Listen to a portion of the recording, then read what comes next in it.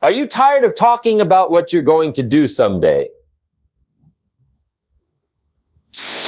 Have you had enough of planning, preparing, and postponing your own success? Look around this room. The difference between where you are and where you want to be is not information. It's not more knowledge. It's decision. How many of you have ever made a decision that changed everything? Raise your hand. That moment when you finally said, enough. At that moment when something inside you shifted and you knew, not hoped, not wished, but knew that from this point forward, things would be different. I made such a decision at 25 years old. I was broke, discouraged, and making excuses. One afternoon, sitting in my small apartment with bills I couldn't pay scattered across the table, I heard a truth that struck me like lightning. For things to change, you must change. For things to get better, you must get better. Simple words. Profound impact. That day, I stopped waiting for my circumstances to improve and decided to improve myself. I shut up and decided to win. Here's what most people miss.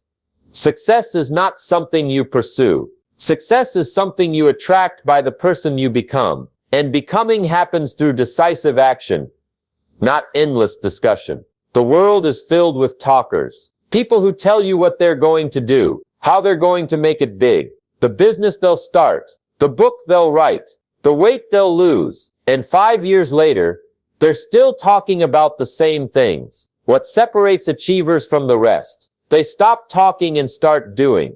They make decisions. But let's clarify what I mean by decision. A true decision is not a preference, not a wish, not a hope. A true decision means you cut off all other possibilities. The word decision comes from Latin, meaning to cut off. When you truly decide, you cut off any other option but success. How many half decisions have you made in your life? I'll try to make this work. I hope I can stick with this. I'll see if I can do it. These aren't decisions. These are escape routes you're building before you even begin. When Alexander the Great landed on the shores to conquer Persia, he ordered his men to burn the ships. No retreat possible. Victory or death. Now that's a decision. Have you burned your ships, or are you keeping your options open? The quality of your life right now, your health, your relationships, your finances, your happiness, is the direct result of the decisions you've made or failed to make.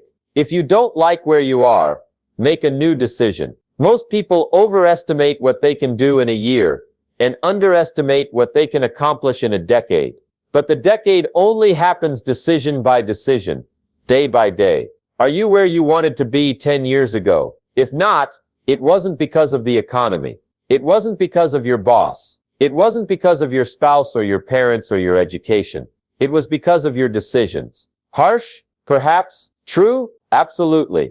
But this truth, though it may sting, contains the seed of your liberation. Because if your decisions led you here, new decisions can lead you somewhere else. I know what some of you are thinking. But you don't understand my situation. You don't know what I've been through. You're right. I don't. But I know this: as long as you use your situation as an excuse, it will remain your prison. The past doesn't equal the future unless you live there. And too many people have moved into their past and unpacked all their bags. They visit the pain, the disappointment, the rejection daily. They've turned their history into their identity. Your history is not your destiny. Your decisions are. Let me tell you about a man who understood this truth. He lost his job during an economic downturn. His wife needed medical treatments they couldn't afford. Their savings were depleted. But instead of talking about how unfair life was, instead of complaining about the government or the economy or his former employer, he made a decision. He decided to start a small business from his garage with his last $1,000. He worked 18-hour days. He learned what he needed to learn. He failed repeatedly, but kept adjusting. When potential clients said no, he asked why and improved his offering. He didn't have time to talk about what might happen. He was too busy making things happen. 3 years later, his company employed 30 people. 5 years later, He sold it for enough money to secure his family's future forever. When asked what made the difference, he said, "I didn't have the luxury of options. I had to succeed." The power of decision lies not just in making them, but in refusing to reverse them when the going gets tough. Most people's decisions are like writing in sand. The first wave of difficulty washes them away. Let me ask you something. What decision have you been postponing? What change have you been talking about instead of making? What excuse has become your favorite companion? The greatest prison people live in is the fear of what other people think. So they stay quiet. They stay small. They stay stuck. But what if you decided right now that other people's opinions of you are none of your business? What if you decided that your potential matters more than your fear? What if you decided that the time for waiting is over? There's a moment in everyone's life when they come to a fork in the road. One path leads to what's convenient, comfortable and conventional. The other leads to what's challenging, uncomfortable and exceptional. Your decision at that fork determines everything that follows. Most choose convenience without realizing the cost. They choose what's easy now and pay the price later in unfulfilled dreams and quiet regret. A few choose challenge and pay the price now in effort, in discomfort, in perseverance. These few reap the rewards later in achievement, growth and contribution.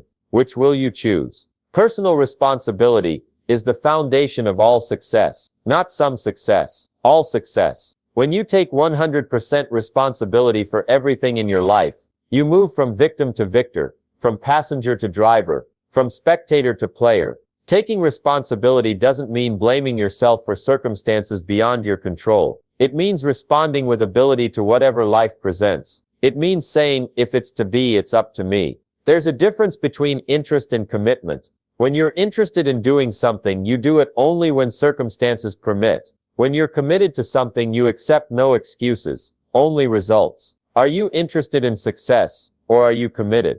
Most people dabble. They try something for a while, and if they don't see immediate results, they move on to the next thing. They start a business, but don't persist through the first setbacks. They begin a fitness program but quit when it gets difficult. They enter a relationship but exit when the initial excitement fades. Dabblers talk about their dreams. The committed shut up and win. Success leaves clues. Look at anyone who has achieved greatness in any field, business, sports, art, science, and you'll find someone who made a firm decision and backed it with persistent action. Not just when it was convenient. Not just when they felt motivated, but especially when it was difficult, when they didn't feel like it, when others doubted or criticized. Your decisions reveal your priorities. You can say family is important, but if you consistently choose work over family time, work is your priority. You can say health is a priority, but if you consistently choose convenience foods and skip exercise, comfort is your priority. I'm not judging your choices. I'm asking you to be honest about them, because clarity precedes mastery. You can't change what you don't acknowledge. Here's another truth. Most motivational speakers won't tell you, your decisions are only as good as your standards. If you have low standards, you'll make decisions that reflect those standards. If you tolerate mediocrity in your life, you'll make mediocre decisions. Raise your standards, and your decisions automatically improve. When you decide what you will no longer accept in your life, what you will no longer tolerate in yourself, that decision ripples through everything you do. What are your non-negotiables? What are the things you absolutely will not compromise on, no matter what? If you can't answer that question immediately, you don't have standards. You have preferences. Preferences are nice to have. Standards are must-haves. Preferences bend under pressure. Standards remain rigid. Set standards in your health. I move my body with intensity for at least 30 minutes every day, no matter what. Set standards in your work. I bring exceptional value to everyone I serve every single time. Set standards in your relationships. I communicate with honesty and compassion even when it's difficult. Set standards in your finances. I spend less than I earn and invest the difference, period. When you establish standards, you make thousands of decisions in advance. You no longer debate whether you'll exercise today. It's a standard. You no longer question whether you'll give your best effort. It's a standard. You no longer wonder if you'll keep your word. It's a standard. This is how champions think. This is how winners operate. They don't reinvent their commitment each day. They decide once and implement daily. But let's be practical. How do you make decisions that stick? How do you ensure that your moments of clarity and commitment don't fade when the emotion subsides? First, make decisions in a peak emotional state. When you feel powerful, determined, and clear, that's when you want to commit to major changes. Then immediately take action that burns the bridges to retreat. Tell others about your decision. Eliminate alternatives. Create accountability. Second, understand that every decision has three components: the decision itself, the reasons supporting it, and an action plan implementing it. Most people make the decision but neglect the other two parts. They decide to start a business, but don't clarify why it matters deeply to them. They decide to improve their marriage, but don't create a specific plan for how they'll do it. Without reasons and actions, decisions die. Third, recognize that major decisions require daily recommitment. Each morning, review your core decisions and recommit to them. Each evening, evaluate how your actions aligned with those decisions. Here's a framework for making powerful decisions that last. Clarify what you want with absolute precision. Vague goals produce vague results. Connect that goal to your deepest values. If you can't find a compelling why, you won't persevere when obstacles arise. Identify the specific behaviors and habits required to achieve your goal. Create accountability structures, mentors, partners, coaches, or systems that keep you on track. Measure your progress and adjust constantly. What gets measured improves. Celebrate small wins to maintain momentum and build confidence. When you encounter setbacks, and you will focus on learning rather than blaming. This framework works whether you're deciding to build a business, strengthen a relationship, transform your health, or master a craft. The principles remain constant, but perhaps the most important decision you'll ever make is this: deciding who you want to become. Not what you want to have or achieve, but who you want to be. Because who you are drives what you do, and what you do determines what you have. Too many people focus on the outer results, while neglecting the inner identity. They want the champion's trophy but not the champion's habits. They want the millionaire's lifestyle but not the millionaire's mindset. They want the saint's peace but not the saint's discipline. Everything changes when you focus first on becoming the person who can achieve your goals rather than focusing on the goals themselves. If you want a $1 million business, become the person who delivers $1 million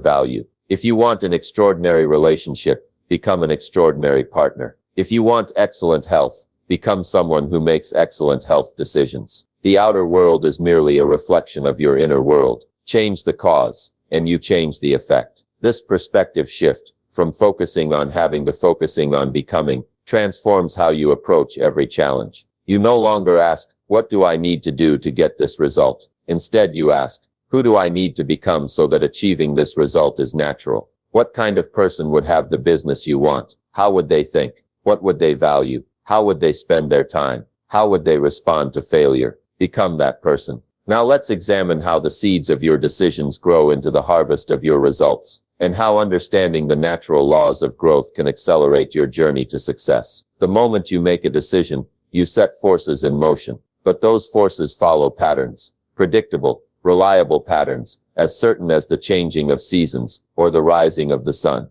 When you understand these patterns, you gain enormous power. What happens when a farmer plants a crop? Does he get a harvest the next day? The next week? No. There is a season for planting and a season for harvesting. There are laws of growth that cannot be violated. Yet how many people plant seeds on Monday and dig them up on Tuesday to see if anything's happening?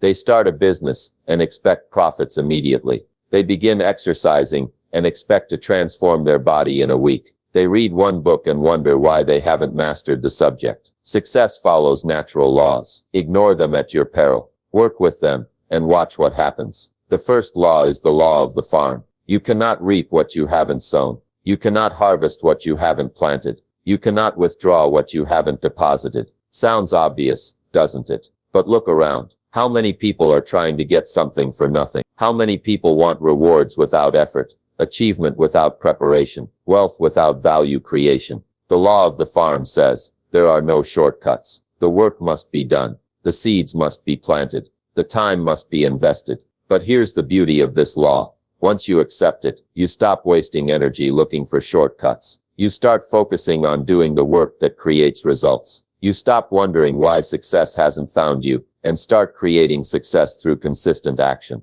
Ask yourself, what am I planting today? What seeds of knowledge, discipline, relationship, and service am I putting into the ground? Because whatever you're planting is exactly what you'll harvest later. The second law is the law of process. Everything worthwhile is created through process, not events. We live in an event-oriented world. People want the event of graduation without the process of study. They want the event of receiving an award without the process of earning it. They want the event of reaching the summit without the process of climbing the mountain. But real growth, lasting growth, happens through process.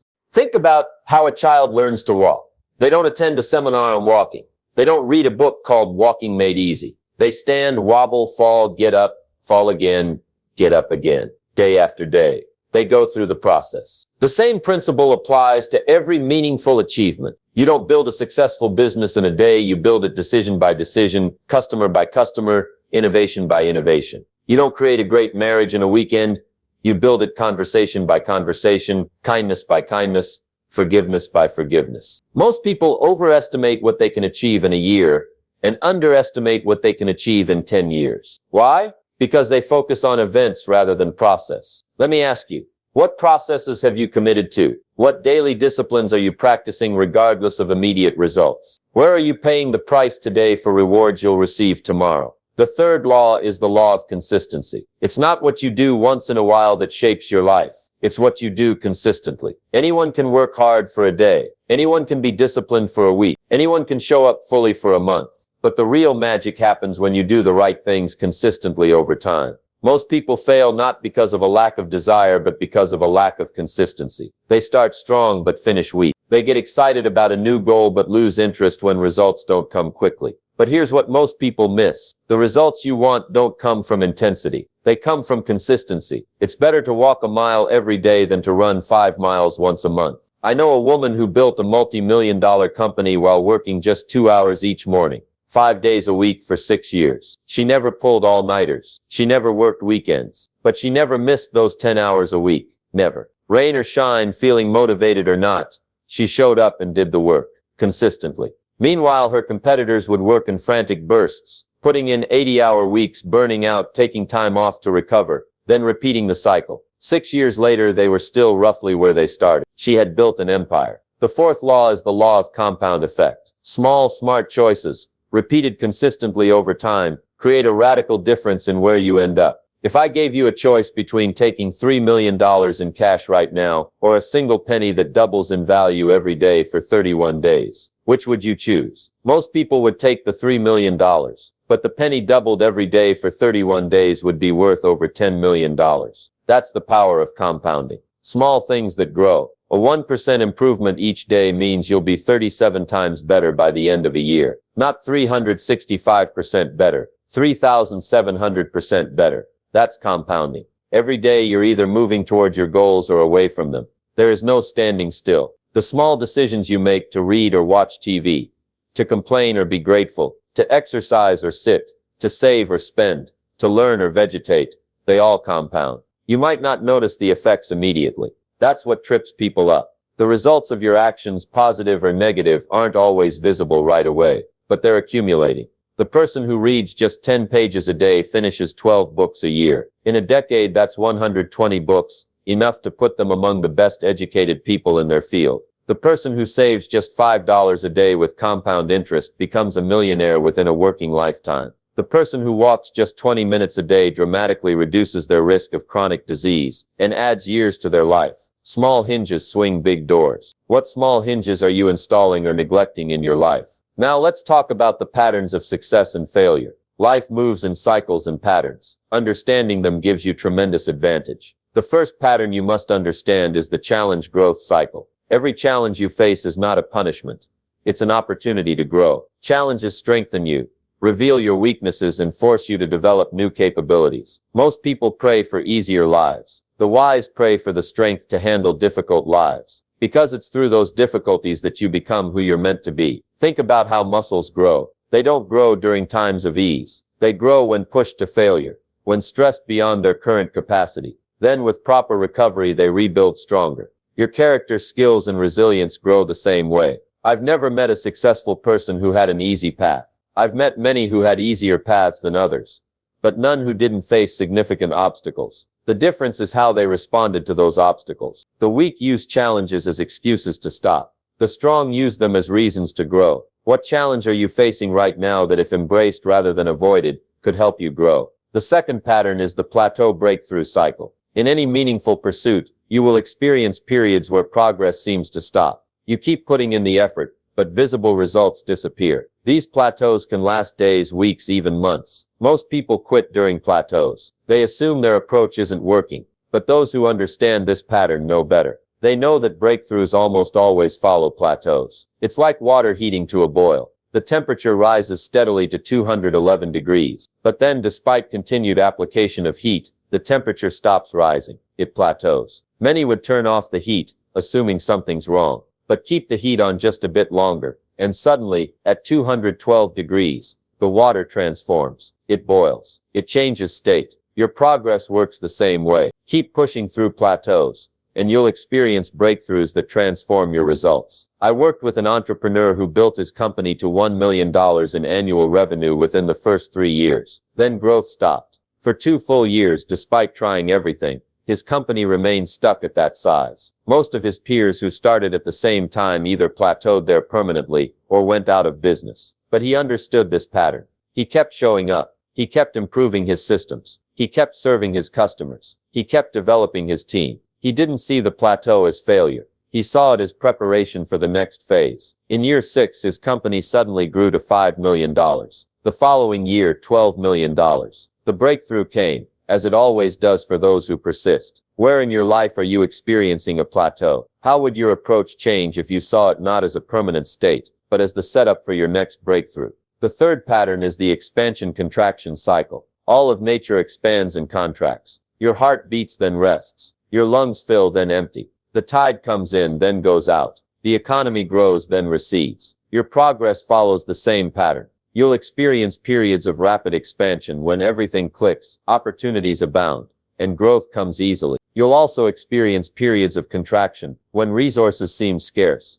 Progress slows, and maintaining what you've built takes all your energy. The amateur gets seduced during expansion and discouraged during contraction. The professional recognizes both as normal parts of the cycle. During expansion, the professional invests, builds reserves, strengthens foundations, and prepares for the inevitable contraction. During contraction, they focus on essentials, eliminate waste, refine processes, and position themselves for the next expansion. Both phases serve a purpose. Expansion brings growth. Contraction brings refinement. You need both.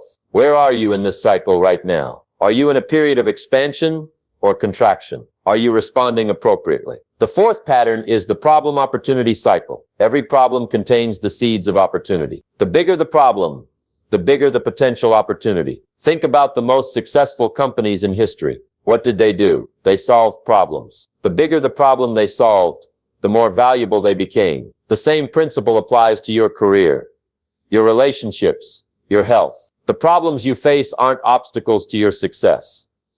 They're the raw material from which you create success. Most people ask, why is this happening to me? The successful ask, what can I create from this? I know a woman who lost her job during an economic downturn. Most of her colleagues spent months complaining about their bad luck and sending out resumes for similar positions. She took a different approach. She asked, what problem can I solve now that I have this unexpected free time? She noticed that many businesses were cutting their marketing budgets but still needed customers. She created a low-cost, results-based marketing service that specifically addressed their needs during the downturn. 3 years later, when the economy recovered, her business was generating 10 times her previous salary. She didn't just find an opportunity despite the problem. She found it within the problem. What problem are you facing that might contain your next big opportunity? Now let's talk about how to apply these laws and patterns in your daily life. First, become a student of your own results. Look for the patterns. What actions consistently produce good outcomes for you? What situations repeatedly give you trouble? There's valuable data in your past if you're willing to analyze it objectively.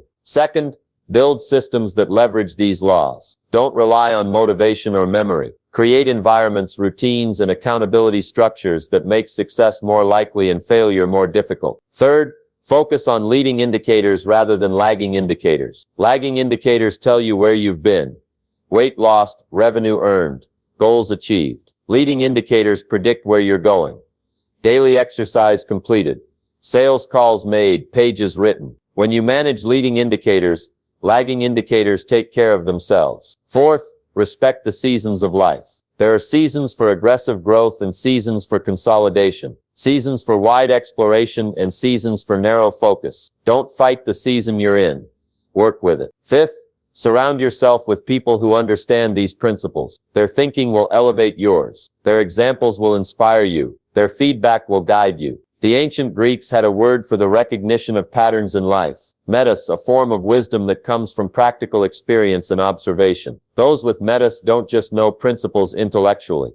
They feel them intuitively. They develop a sixth sense for how things work. Now, as we shift our focus to eliminating self-sabotage and implementing daily disciplines, remember this: the universe rewards those who understand its laws and patterns. It punishes those who ignore or fight against them. Knowledge without application is useless. Apply what you've learned and watch what happens. Let's talk about the elephant in the room.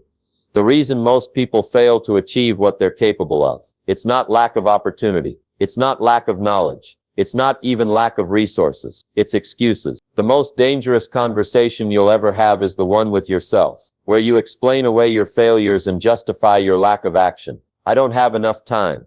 I don't have enough money. I don't have the right connections.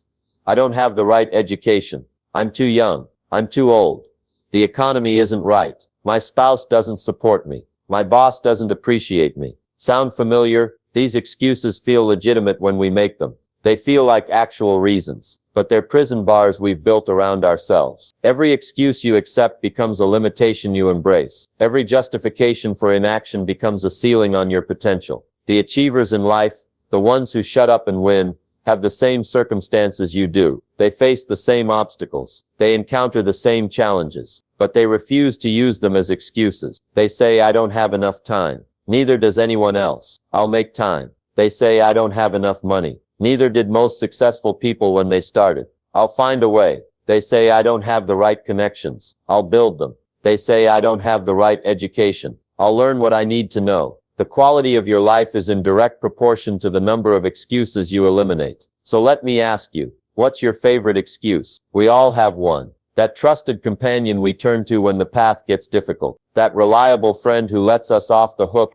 when discipline feels too demanding. Identify it. Name it. Call it out. Because once you see it clearly, it loses much of its power. But eliminating excuses is just the first step. You must also understand the deeper patterns of self-sabotage that operate in your life. Why do so many people start strong and finish weak? Why do they begin new ventures with enthusiasm only to abandon them when the initial excitement fades? Why do they repeatedly approach the threshold of success only to pull back at the last moment? The answer lies in what psychologists call upper limit problems. We each have an internal thermostat setting for how much success, abundance, love, and joy we'll allow ourselves to experience. When we exceed that setting, we unconsciously do something to sabotage ourselves, to return to the familiar zone where we feel safe. Have you ever been making great progress toward a goal and then mysteriously lost motivation? Have you ever been close to a breakthrough only to make an inexplicable mistake? Have you ever achieved one level of success only to find yourself creating problems that drag you back down? That's your upper limit problem at work. The good news: once you recognize this pattern, you can reset your thermostat. You can raise your upper limit by consciously choosing to tolerate greater levels of success and well-being than feel comfortable. This requires confronting the hidden beliefs that keep your upper limit in place. I don't deserve this level of success. If I become too successful, people won't like me anymore. If I allow myself to be this happy, something bad will happen to balance it out. Success brings too much responsibility. Who am I to think I can achieve this? These beliefs operate beneath conscious awareness.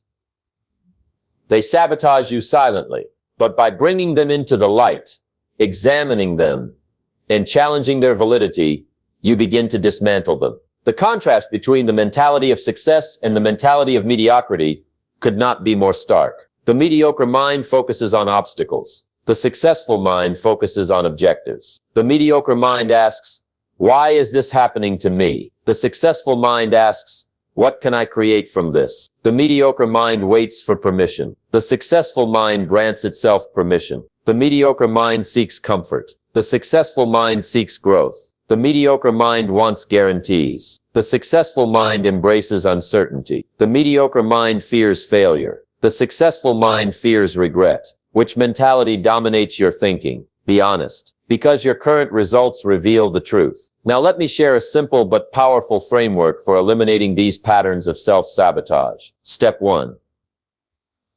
Awareness. You cannot change what you do not acknowledge. Start noticing when you make excuses, when you procrastinate, when you sabotage your progress. Become a detective investigating your own behavior patterns. Step 2. Responsibility. Once you've identified a self-sabotaging pattern, take full responsibility for it. Don't blame circumstances, other people, or bad luck. Say, I created this pattern and I can create something different. Step 3. Curiosity before judgment. Instead of beating yourself up when you notice self-sabotage, get curious. Ask, what need is this behavior attempting to meet? What am I afraid would happen if I succeeded here? What belief is driving this? Step 4.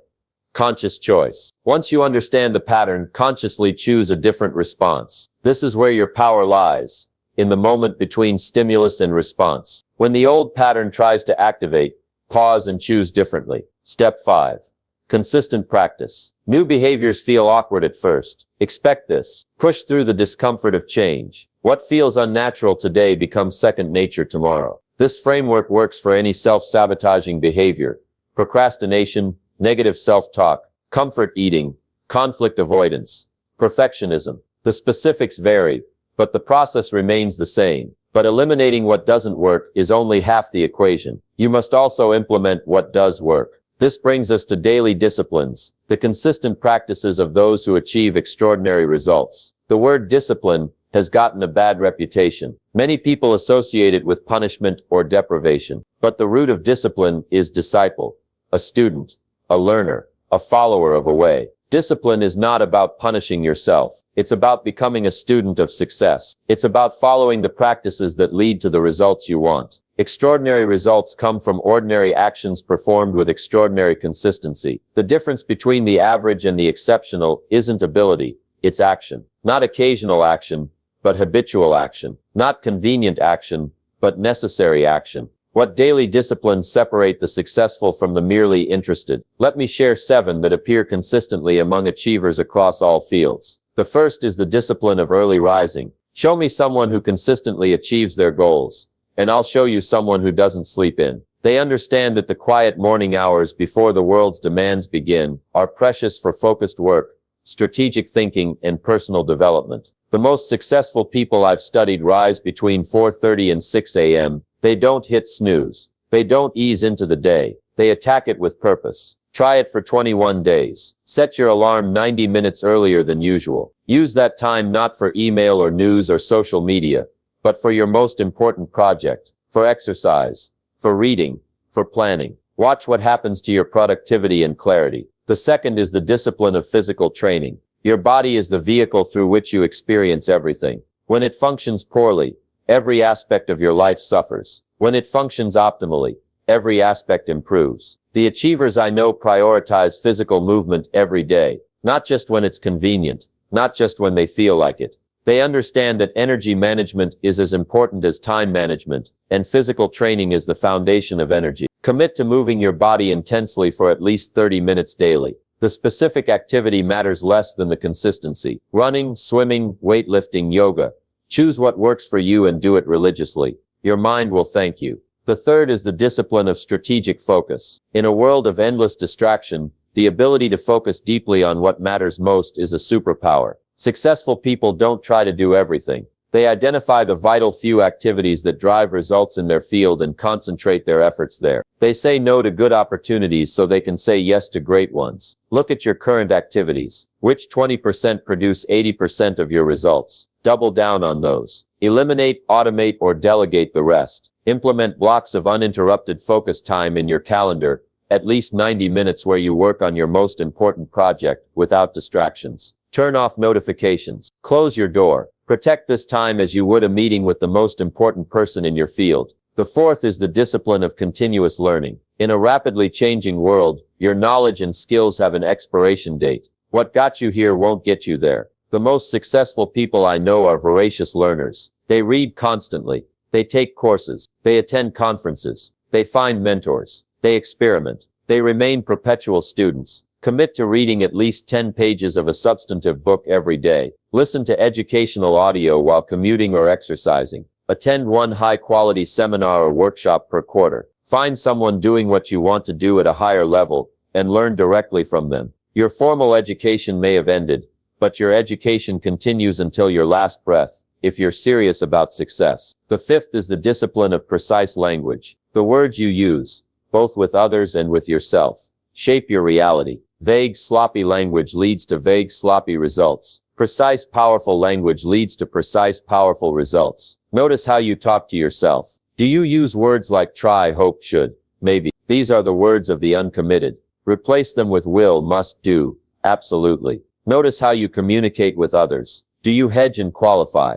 Do you bury your main point in unnecessary words? Practice stating your position clearly, confidently, and concisely. The sixth is the discipline of strategic relationships. Your life moves in the direction of your strongest relationships. Who you spend time with is who you become. Successful people are intentional about their associations. They limit time with negative, complacent, or small-thinking people. They seek out positive, growth-oriented, ambitious peers. They find mentors who challenge and guide them. Look at the 5 people you spend the most time with. Are they pulling you up or pushing you down? Are they expanding your vision or limiting it? Make the hard decisions about your associations. Your future depends on it. The seventh is the discipline of financial management. Money is not the most important thing in life, but it affects everything that is. How you handle money reveals and determines much about your character and future. The financially disciplined live below their means, save systematically, invest wisely, and give generously. They don't equate spending with happiness. They understand that financial freedom isn't about having more,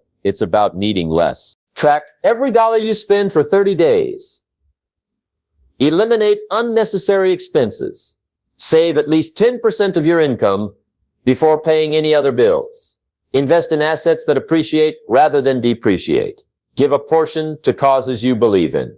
These 7 disciplines, practiced consistently, will transform your results in any field. Not immediately, but inevitably. Not easily, but certainly.